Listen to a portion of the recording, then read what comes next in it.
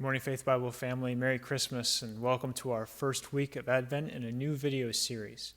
Many of you might know Advent as a time of tradition for your families. Lighting candles, opening windows on those Advent calendars, or maybe even reading a specific book might be part of your personal tradition. But at its core, Advent is a season in the church's liturgical calendar that leads us to meditate on the birth of Jesus Christ and on the mystery of the Incarnation. For our church this year, I want to look through these videos at some aspects of the Incarnation that we might not think about too often.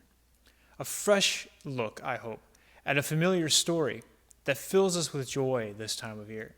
So as the Christmas season begins again, let's celebrate the Incarnation together.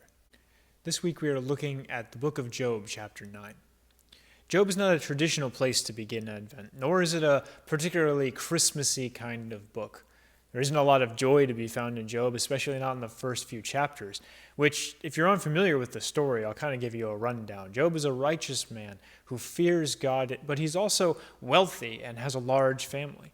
But one day, Satan brings an accusation against Job before God, and he says that Job only fears God because God gives him stuff, and that if God takes away his blessing, then Job would curse him.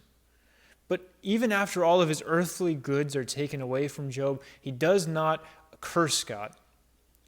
Eventually, he is brought so low that he is sitting on an ash heap with his friends and complaining to them about what God is doing. Now, like I said, Job is not a traditional place to begin Advent. But each one of us is created longing for Emmanuel, longing for God to be with us. And Job is no different. Job wants God to be with him so that he can make sense of God's actions. So that brings us to Job chapter 9, verses 32 through 35. So let's read that together. For he is not a man like me, that I can answer him, that we can take each other to court. There is no one to judge between us, to lay his hand on both of us. Let him take his rod away from me, so his terror will no longer frighten me. Then I would speak and not fear him, but that is not the case. I am on my own.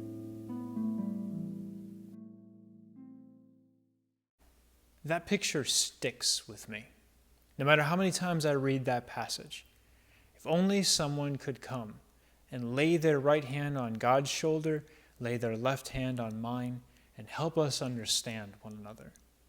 Job says this in the midst of a time of despair and desperation. But what he is longing for is the Incarnation. He is longing for what we have as Christians. Well, Paul says in 1 Timothy chapter 2, verse 5, there is one God and one mediator between God and man, the man, Jesus Christ. Jesus helps us to understand who God is and what God is like. And we find that God is self-giving love. But he also lays his hand on our shoulder as well. And we can have confidence that he knows how we feel, that he can empathize with us. This is what the Incarnation means. And as you celebrate Christmas this year, maybe a strange year for Christmas, feel the hand on your shoulder and know that you are connected to God himself. Pleased as man with man to dwell, Jesus our Emmanuel. God bless you this week, and Merry Christmas.